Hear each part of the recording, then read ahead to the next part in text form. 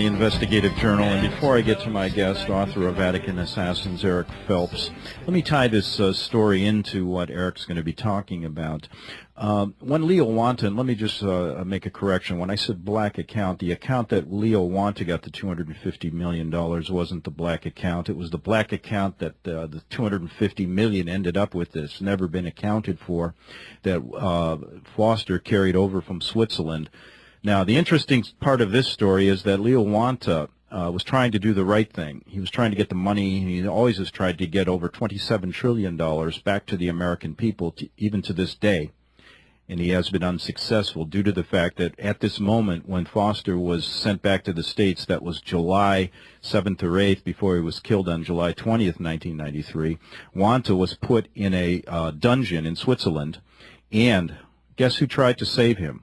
A gentleman by the name of Yitzhak Rabin sent a letter and tried to get him out. When the corrupt people in Switzerland heard Yitzhak Rabin was on his way to help Leo Wanta was taken in chains and sent to America before Rabin could get there. Now, I'm looking, Yitzhak Rabin, of course, then was killed in 1995. Now, I'm looking at a photo on Vatican Assassins' website, and it's a photo of Leah Rabin in 1995 with Pope Jon Paul II. Now, let me read to you what Eric Phelps says about this photo, and then we're going to get to Eric about some really interesting things that have come up since we last talked to him. He says this photo taken from November 13th, 2000 edition of the Pittsburgh Tribune Review depicts the late Leah Rabin in 1995 following her private audience at the Vatican with the greatest accomplice to her husband's, that's Yitzhak Rabin, who was trying to help Mr. Wanta, cold-blooded murder. The infallible Pope Jon Paul II, the Mossad, and the arm of the Jesuit general's international intelligence community carried out the assassination as the disobedient Freemason and Prime Minister Yitzhak Rabin opposed Rome's policy for Zionist Israel. For the Jesuits will never allow any portion of the old city of Jerusalem to be given to the Muslims, especially the Palestinians controlled by the order through Arafat. Indeed. And Eric says this, the arm of the church is long. Eric Phelps, how are you today? Pleased to be with you, Greg. Thank you for having me. And that is quite a quote, quite a picture, and quite, the church's arm is very long. Tell us again, just to refresh our listeners' memories. You've been with us before.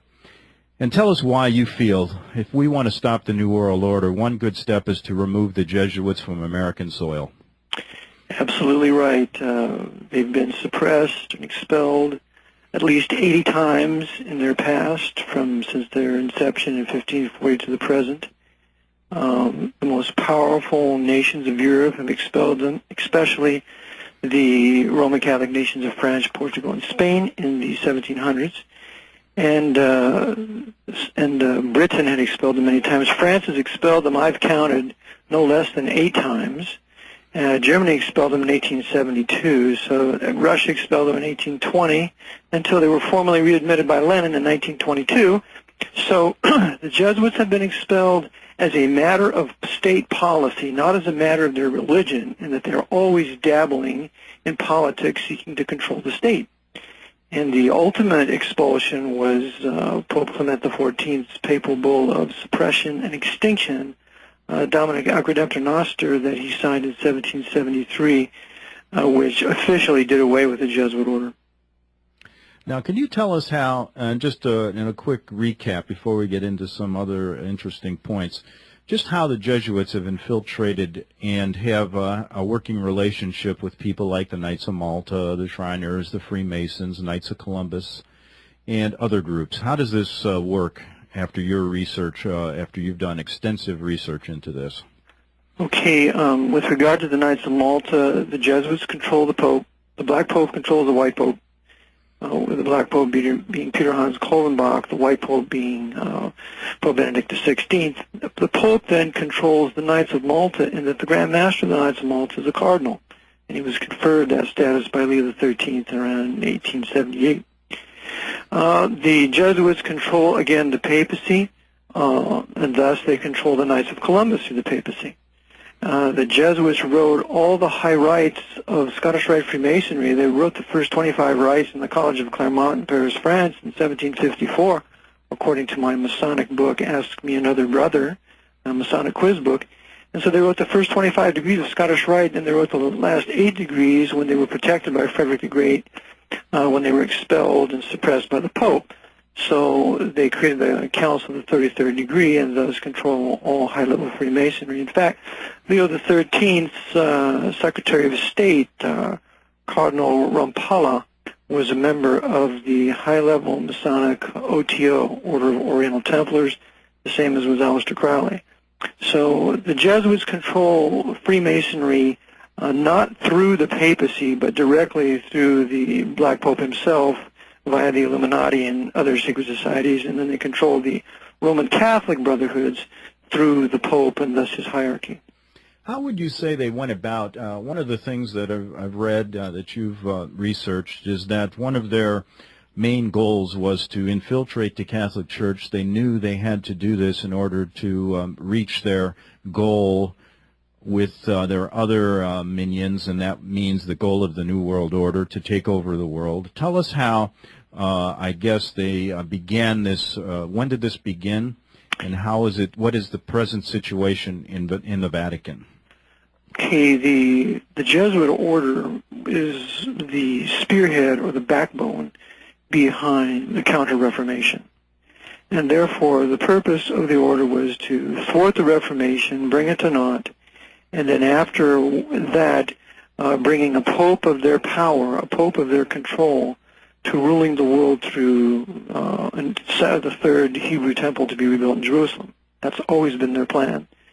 And so they have had success in the past, but then suppressed in the past. And really, to know their power now, we have to go back to their formal reinstitution by Pius VII in 1814, when they were revived and created afresh, or actually brought back into power, but nothing had ever changed. And so from 1815 to the present, that's probably the most important period of history for us to review and know about.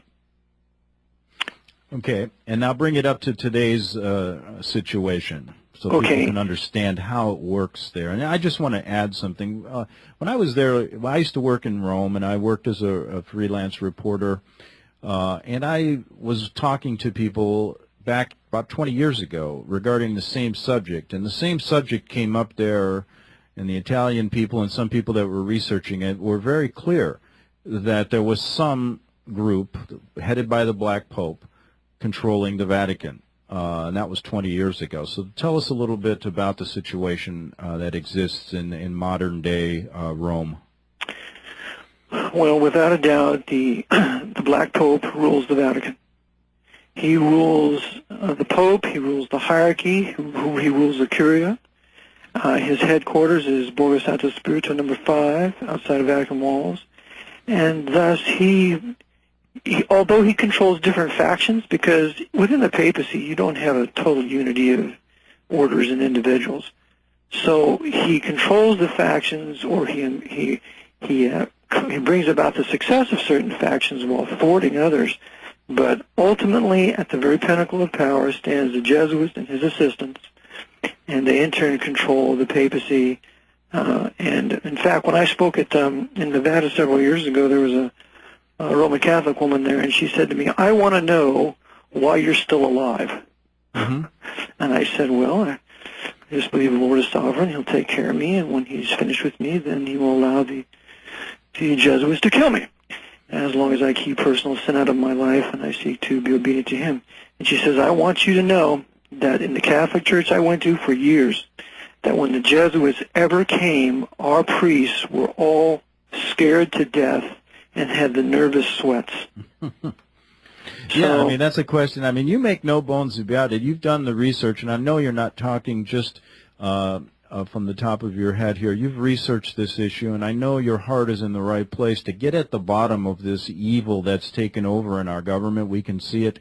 And in the stories I just mentioned at the outset of the show, the killing of Yitzhak Rabin, the jailing of Leo Wanta, a very loyal U.S. Treasury agent who was trying to do the right thing, Vince Foster, all these murders. Kenneth Starr is CFR. He's a dirty, stinking rat. Okay, and what is you don't make any bones about it. No. And we shouldn't. We should call a spade a spade. Kenneth Starr was a member of the Council on Foreign Relations. He's a good buddy of Clinton, Dick Cheney, all those other criminals member on the Council on Foreign Relations. Which group should be abolished? Or in fact, it should be tried for high treason and every one of them executed. Just like the Royal Institute for International Affairs in England. The papacy runs England through the RIIA, just as it does here through the CFR and Trilateral Commission.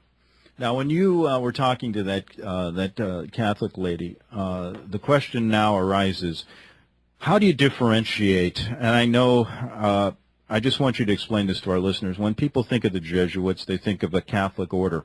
They are anything but. That's correct. That. Can you explain that and how we can differentiate between that? And how far deep does this go into the Jesuit order? I'm sure there's some priests in the Jesuit order that have no idea what's going on at the top level. Correct. But explain this and how this division is made.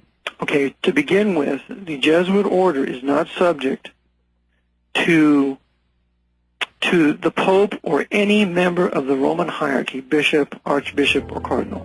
Okay, I cut you short there. I didn't look at the clock, but we'll get back and continue right after this break on the Investigative Journal. Here on the radio, right here on the air, basically what I'm doing with Eric Phelps is he's taking off the black cloth of the Jesuits right now. He's exposing them for what he thinks they really are. Eric, go ahead so people can understand what this order really is all about. Okay. Their secret worship is Luciferianism or Satanism. In fact, I just discovered a piece out of René Philip Muller's great work, The Secret and Power of the Jesuits, where the Jansenists portrayed the Jesuits as worshiping Baphomet and Satan, and they have an owl at the top of the picture. And it's the very owl that's used at the Bohemian Grove, which the Jesuits established in Northern California many years ago. So they're Satanists, they're Luciferians, they're the Office of Skull and Bones. The Jesuits are the ultimate Skull and Bonesmen, and the initiation of Skull and Bones, it involves Madame de Pompadour, who they desecrate because she was the one who motivated Louis XV to expel the Jesuits from France in 1767. So the Jesuits are Luciferians, and they want to establish a one-world government out of Jerusalem, out of the Third Hebrew Temple, where it will be the worship of Satan, and thus they're merely using the papacy as a means to this end. As they are involved also with their temporal, as you call them, coadjutors. Yes. In our government and governments around the world. Yes. Is that the way you view it from your research? Absolutely. The temporal coadjutors of America, the trusted third party that Ignatius Loyola speaks of in his secret instructions, is the Council on Foreign Relations that was established in 1921 with House and a few others. In England, it's the Royal Institute for International Affairs that was founded in 1919. And they have controlled England, I say, since George III. So the Jesuits always have a trusted third party whereby they control a government. Before their suppression, they always were the confessors or advisors to the king and queens and monarchs. How did they, you know, if I may interrupt, it just came to me. How did they get this type of obedience? And that's the secret of Ignatius Loyola's spiritual exercises. In the spiritual exercises, what they essentially do is divest themselves of every vestige of their own private free wills and completely and totally prostrate their free wills to their superior, telling all of their lives, all of their secret vices, all of their failures and successes, so that with a look at their record, the Jesuit general or the superior of the novice or whoever it might be knows implicitly the life of this man. And so they have learned this absolute obedience, as Ignatius Loyola called it, to be obedient like the stick in the hand of an old man through the spiritual exercises.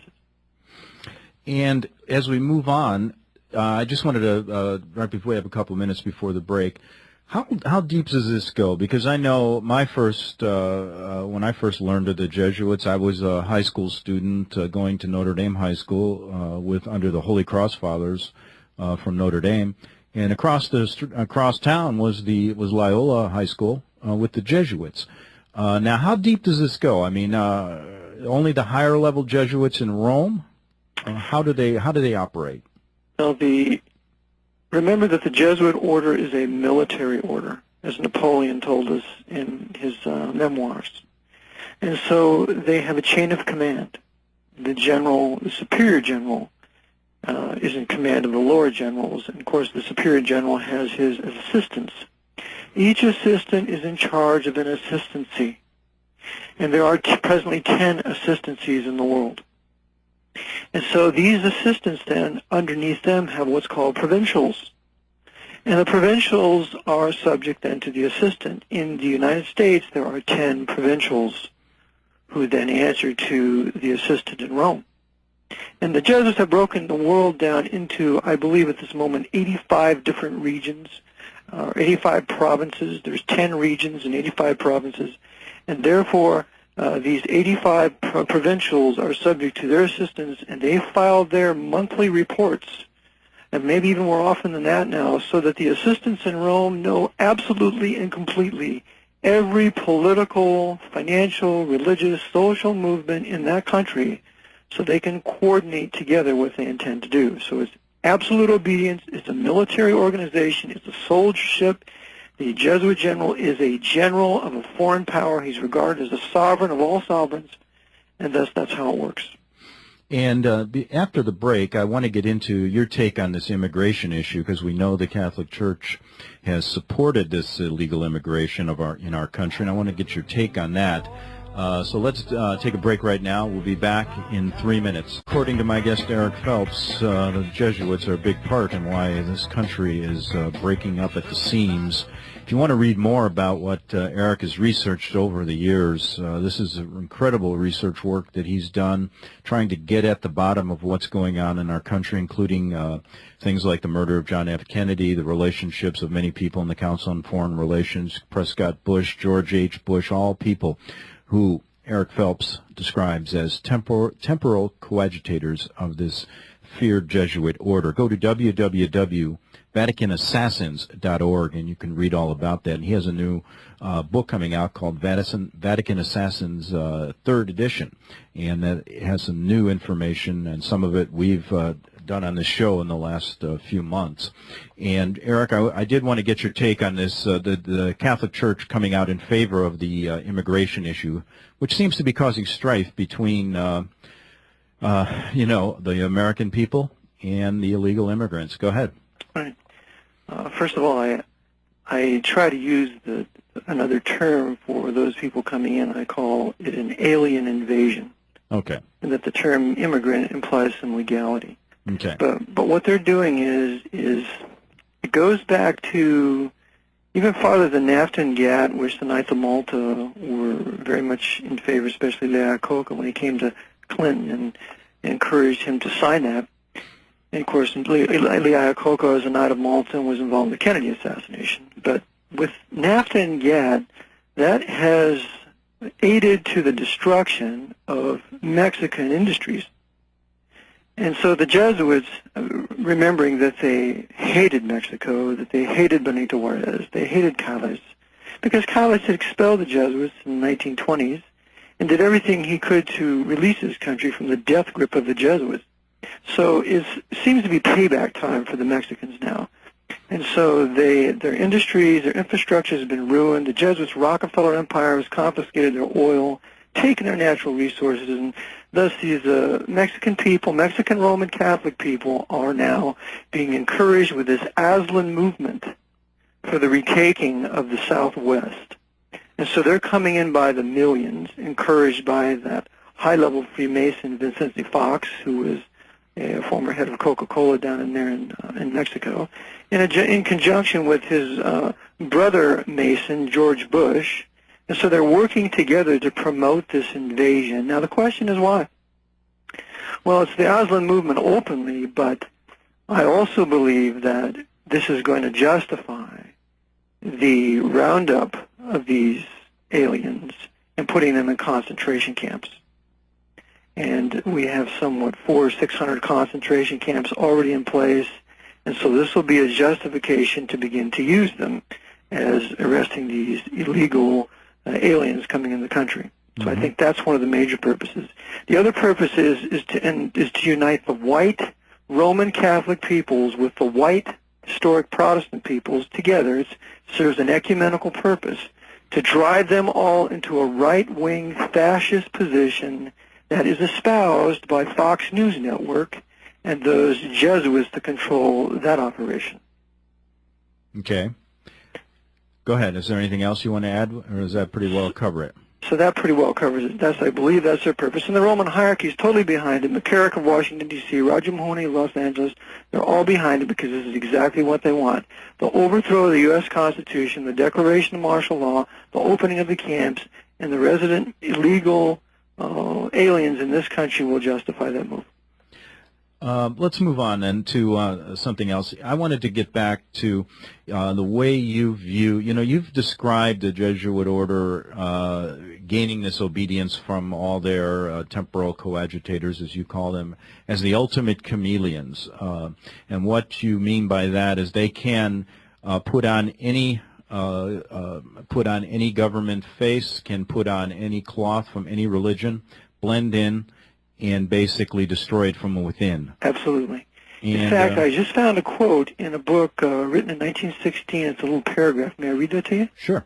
Okay, quote. This is from Watchman. He's an anonymous English Calvinist and patriot. He wrote a book called Roman Germany, The Plot for the Downfall of Britain, wrote in 1916. Quote, the object of Rome is to subjugate and subdue, to conquer and rule the British race and empire. The Vatican is working as it ever has worked and ever will for the humiliation of England. By working upon the vanity, ambition, greed, and selfishness of certain individuals in whom infidelity or false religion has extinguished every patriotic and generous impulse, the Jesuits are able to obtain a number of adherents devoted to their cause, ready to become traitors to their own country and to sacrifice its interests, prosperity, and power to the ambition of Rome. By means of these secret agents, occupying positions of more or less importance in every order and rank of society and in every office in the state, the Jesuits are able by combined action to powerfully influence public opinion and even direct the policy of the country. For these agents are to be found not only in the churches and religious bodies, but in the schools, in the army and the navy, in the working men's clubs, which are the unions, in the press, in Parliament, and perhaps even in the Cabinet. Our most deadly enemies are those who exist secretly in our midst. Unquote. And that's what they've done here. Yeah, and I mean, if we just talked about, let's, just put aside the word Jesuit right now, and we started saying, George, how many people are calling George W. Bush a traitor? How many people are calling people in our government treasonous? How many people cannot believe the laws they're passing, which do not reflect the views of Americans? This has to come from somewhere. I mean, and again, when you use the word chameleon and then you put in the Jesuit factor here, add in Georgetown and all the other things you said they control, give us a real flavor of their power in this country right now, if you could, in the next 10 minutes. Okay. Well, they control all the politics. They control every state capital from here in Harrisburg in Pennsylvania to Sacramento in California with Arnold Schwarzenegger. Through that Roman Catholic high-level papal knight, subject to the provincial Thomas Schmaltz, who is also a good friend of Warren Buffett. They control Washington, D.C., and have controlled Washington, D.C. since no later than the assassination of Lincoln, because it was Jesuit Bernard of Wigan that did it and orchestrated it all through John Surratt and others. The Jesuits control the Federal Reserve Bank. It's run by the Knights of Malta, controlling the Class A stockholders, Chase Manhattan Bank, Morgan Guarantee. In fact, Morgan in New York is a direct telex to the Vatican. They control all your notorious religions, all your historic Protestant churches via Freemasonry. They're all apostate. They're all in the National Council, all the World Council of Churches, and they control all your Romanism, all your Roman Catholicism, regardless of the orders, because those orders must be submitted to them. They control all your higher institutions of learning, all your major universities, because they have a party line there that you cannot deviate from. If you're a professor, you will be expelled if you're not a socialist. So they're the masters behind your education, economics, politics, religion, and when you have that, you have just about every vehicle. The American Medical Association, the American Bar Association, all controlled by the Jesuit order. Incredible, incredible. And I know, what do they do? Basically, we talk a lot about all these murder for hires in our government. I mean, this goes on and on and on. I just received an email recently, since the 80s, over 100 scientists and biologists killed. And there's some really interesting correlations between what they're researching in biological warfare and their deaths in strange circumstances. So what do the Jesuits basically, they basically kill people who do not agree with them or find out or try to go against them? Okay, the Black Pope, the Jesuit general, controls the international banking community. With that international banking community, he also controls the international drug trade.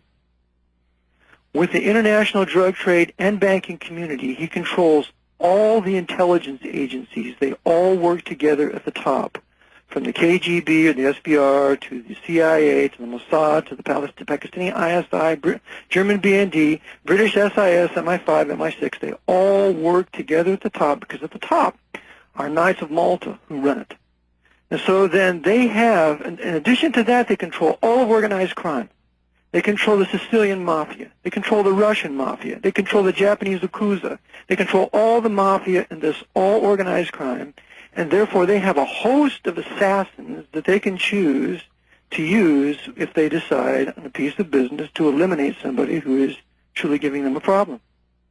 And virtually a crime that's, if you control the investigation, just as we see in every one of these murder for hires, if you control the investigation, you basically can get away with murder. That's correct. Just like David Ferrie said in the movie JFK, they're untouchable. And the only one who can touch them is God. And therefore, that's who we need to seek his help and meet him on his terms. And then once we would do that, then hopefully the Lord would put in the heart of one of these popes to suppress the Jesuit order as he did in 1773. And when the Jesuit order is formally suppressed and extinguished, it has no legal authority to function. Mm-hmm. Now, it may well foment a huge war like it did the French Revolution, Napoleonic Wars, but at least it's formally suppressed. And in this country, they're deeply embedded in what, Georgetown University and other. How many universities they own in this country? I know you. Okay, they have 28 major universities in this country. 50% of all your Roman Catholic institutions of higher learning are in the United States. The United States is their major springboard of attack in reducing the world and all the governments of the world to submit to the temporal power of the Pope.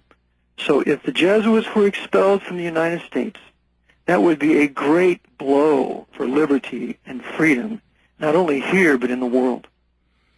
And I know when you say things like that, I'm thinking about what that lady said to you back in when you were giving that speech in Nevada, I think it was. How have you stayed safe? I know you're basically, if anyone tries, for example, I know that Jesuits or some people try to criticize you heavily. They try to attack you in certain ways, and you are very steadfast in your research and your work, and you do not allow them basically to get the best of you. I guess that's the best way to put it. How do you confront someone that is basically trying to undermine what you're doing? Well, what I do is I try never to have an ad hominem attack until they force me to it. What I do is I put forward all the information that I have, some key quotes from some very key people in history, and ask them to reconsider their position. And if they don't want to reconsider their position in light of the past suppressions and their present power, then I am forced to debate with them if they will debate with me. If they will not debate me or have me on their show, then I'm calling them openly Jesuit temporal coadjutors. And if they want me to withdraw the charge, then they can either host somebody to deal with the Jesuit order or begin to attack them themselves in showing the works that they've done. And I think your motives here there's no anti-Catholic motives. You've said that a number of times on this show.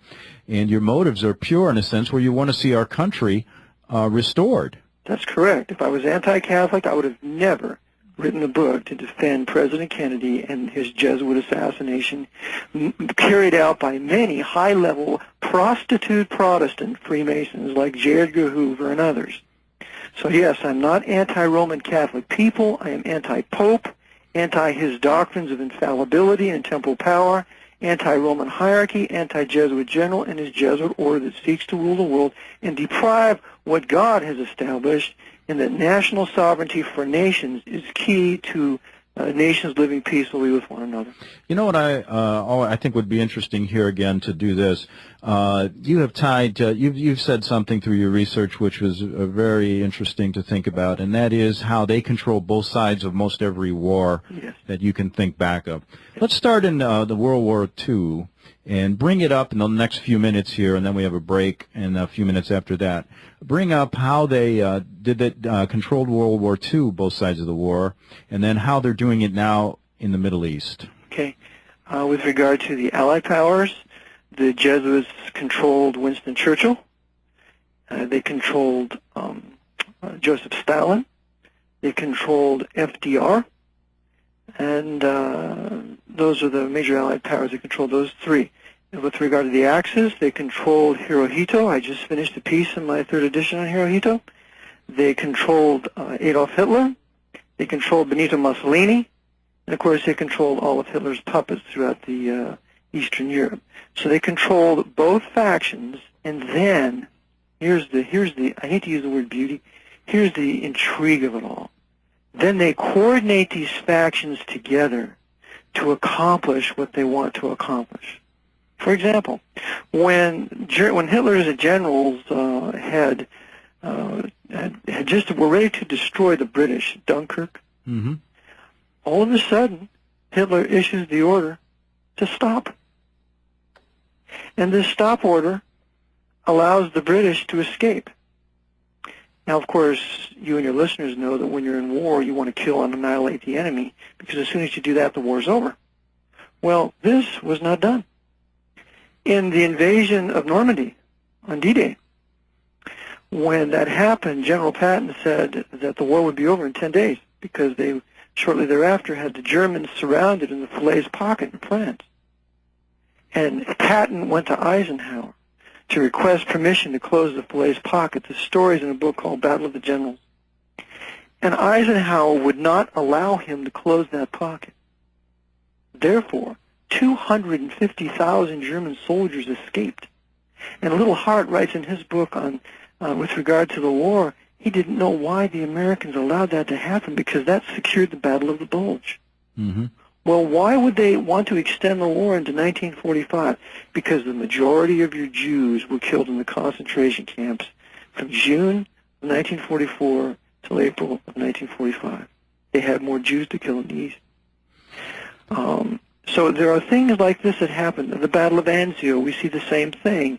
There were Jews. They had to get the Jews out of Rome to take them to Auschwitz, so therefore Anzio had to be fought, and Patton was relieved of his command in Sicily. Otherwise, if he was in charge of U.S. forces, he would have went straight to Rome, and they would have not have killed all the Jews, sent them to Auschwitz with General SS General Wolfe there.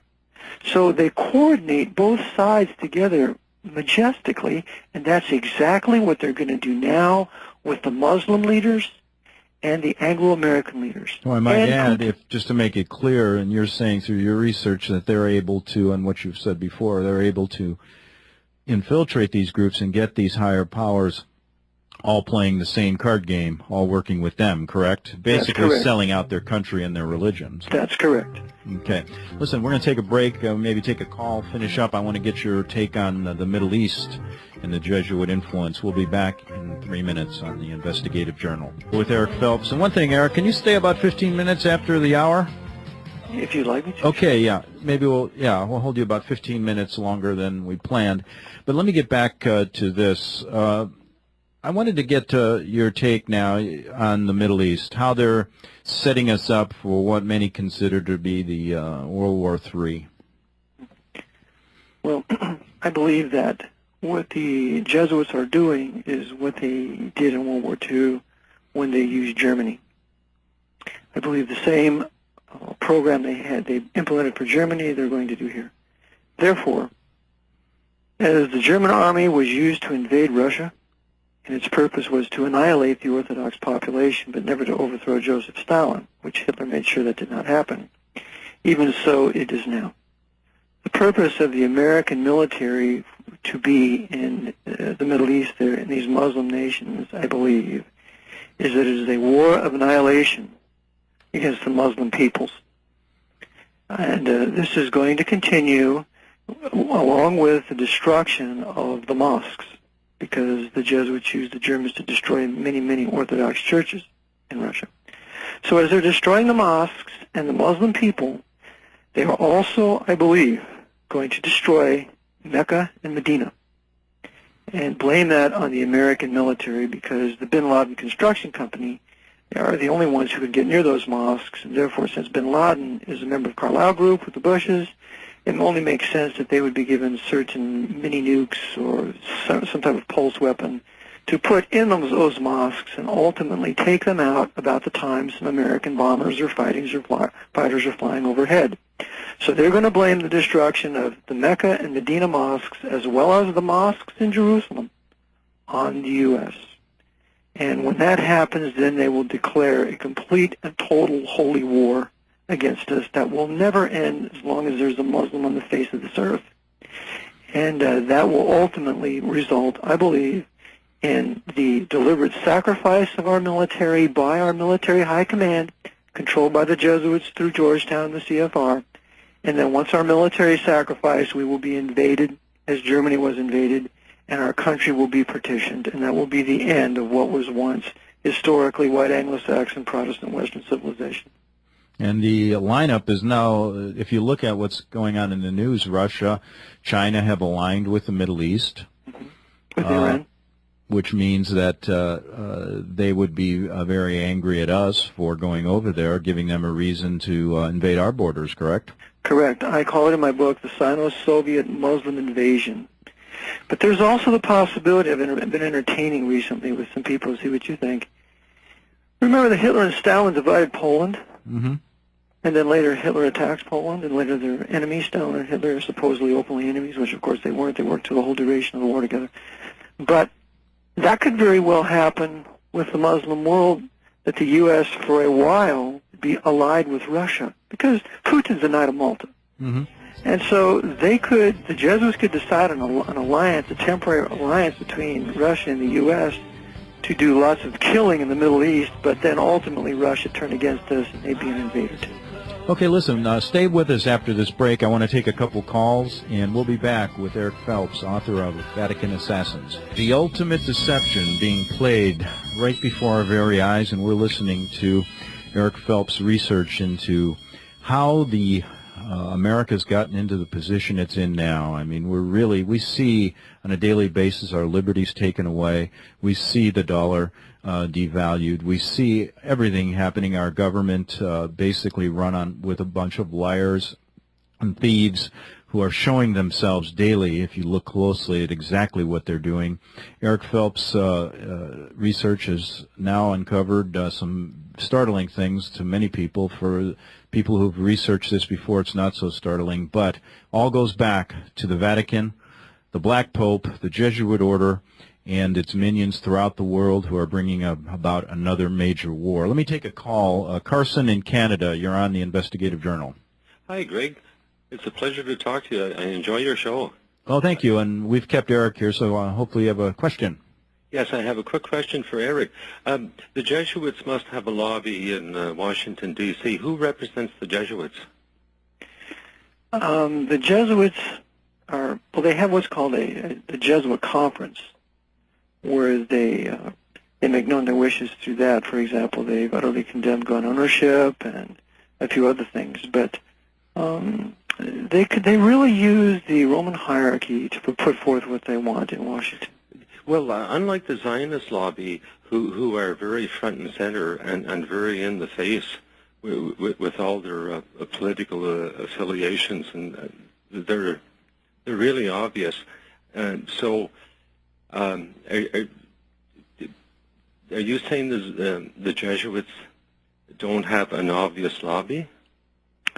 I'm saying that they do have, it's called the Jesuit Conference, which they do lobby there, and there are Jesuits daily in Washington. But with regard to the Zionists, the Jesuits rule the Zionists. They've controlled the Zionists since their inception back in the late 1800s, and they run the government of Israel. Yes, You mentioned the Jesuits during World War II in Germany.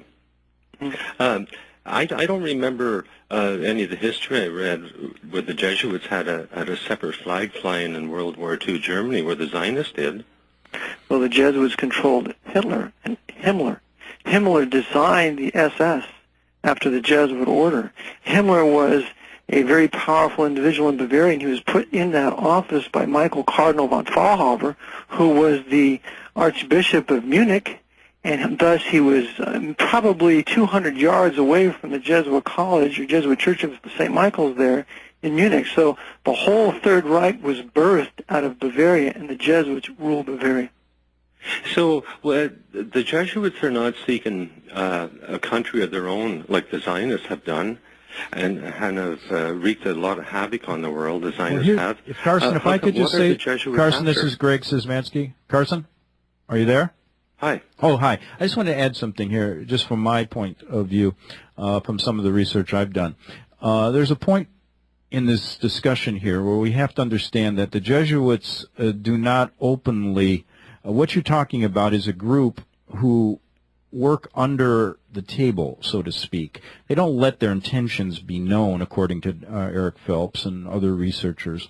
They basically are the ultimate chameleons. So they're not going to fly a flag. They're not going to tell you who they are. They may be a Catholic, but yet be a Satanist. They may say they're a Jew and they're a Satanist.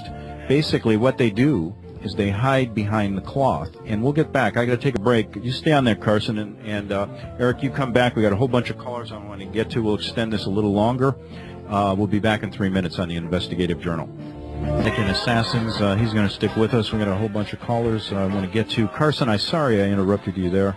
I wanted to get your point across, so go right ahead. Okay, Eric, I'd like to come at this, what I'm trying to say, at a little different angle, if I may. Sure. Like, I'm thinking of Democratic presidential candidate John Kerry, who is Jewish. He's Skull and Bones. Pardon? He's Skull and Bones. Yeah, well, his parents is Jewish, and his wife is Jewish, and his younger brother is married to a Jewish woman. Okay? No, I really think the influence of Israel on the North American continent, including Canada, is way out of proportion to what it should be. So, I just want to say is, do you feel there's a conspiracy by the Jewish people, to overdo their influence in our way of life? I believe that the Jews that we see are the Pope's Masonic Jewish Zionists. They're loaded all throughout the CFR and also in Canada. But the average Jewish people, they're not out to overthrow a way of life. We have to look at their leaders, like Bronfman and others. They're the ones that are controlled by the papacy, and thus they are controlled by the Jesuits.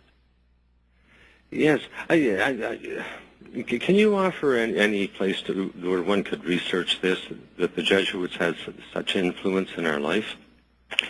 Yes, you can. There's a couple books apart from mine. You can get Edmund Paris's great works, The Vatican Against Europe. You can get his Secret History of the Jesuits. Greisinger wrote a tremendous 2-volume set called The Jesuits, The History of the Orders Told to the German People. In fact, there's a group called the Bank of Wisdom, if you get on the Internet, and even though it's an atheistic group, they put a CD together composing all these tremendous books on the Jesuits on CD called bankofwisdom.com, I believe. And there, if you get their CD, you can get a pretty good history of the order, apart from my book, if you ever wanted to get that when it comes out. And Carson, I'm at Ed. You can go to www.vaticanassassins.org and get some information there. Thanks a lot, Carson. I got to move on. Carl in Oklahoma, you're on the Investigative Journal. Yes, Greg. Thank you for taking my call. Okay, go ahead. Nice to have you. Eric, as to the black popes, they are listed in the several prophecies. I'm sure you're aware of the prophecies. No, I'm not. Well, one of the major black popes that they just put in is Negroponte. If you do a well, there's no doubt. His name, it's Negra, meaning the Negro or the black, and Ponte means the pontificate or the Pope. Yeah, John Negroponte is a very evil, wicked individual. I believe he's booking Snake. He's a member of the CFR and most assuredly serves the Jesuit order. Yes. I left my number with the producer, and if you can please give me a call after the show, I have some critical information for you that I wish you could consider. I would love to talk with you. Also, if you can do a computer search on John's website there, RBN website, and look at Eric Williams' website, and go to his website, you'll see a list of a conference call that we do on Thursday nights. Eric Williams. Okay. Yes. He has a show at 11 a.m. till noon on RBN. RBN, okay. Yeah. Thank you. Thank you so much. You guys have a great day, and I thank you both for what you're doing for the world. Okay, because thank we you. are at the end times. Thank you, Carl. I'm going to move right on. John in California. John, are you there? Yes. Go ahead. You're on the Investigative Journal. Yeah, and your guest name is Eric? Eric Phelps, yes. Eric, are you online at all? Yes, I am, John. What's your website? It is www.vaticanassassins.org. VaticanAssassins.org. .com is theirs, .org is mine. Okay, I got part of that. I didn't know if it was .org or .com or whatever. Yeah, .org. Okay. I just wanted to ask you a question. Sure. Have you ever read Dr. John Coleman's works? He wrote a book called The Committee of 300. Yes, very good book. I believe you're right on point with a lot of the things you're talking about, but I wanted to ask you how you felt about you take a pyramid. The Jesuits were really weren't they just pretty much a strong arm of the New World Order? Well, when he mentions names, that's really a good source if anybody wanted to read that. When I read it, I liked it very well. In fact, he brought out a fact I hadn't known, and that was that Joseph Redinger, who was a high-level Freemason and a Jesuit, was the founder of the Bilderbergers. So John Coleman has put out some very good information. I believe the Committee of 300, though, is at the top Masonic, Knight of Malta, and they're controlled ultimately by the Vatican through the Black Pope. Right. Now, do you think that the Vatican pretty much controls the industrialists, the bankers, the powers that be? Absolutely. Absolutely. And the most the wealthiest men in the world are Gentiles, not Jews. Now, the way he explains it in the book, he feels like that most of the royal families in Europe and are at the top of the pyramid, not the Vatican. No. I would defer with him on that on the basis of Revelation 17:18, that the woman which thou sawest is a great city which reigneth over the kings of the earth, which is indeed Rome. But Rome controls all the black nobility, all the nobles. Well, that makes sense through their secret societies. That's right. Because he didn't use a whole lot of scripture reference to, especially in Revelations, to the order that he showed in his book.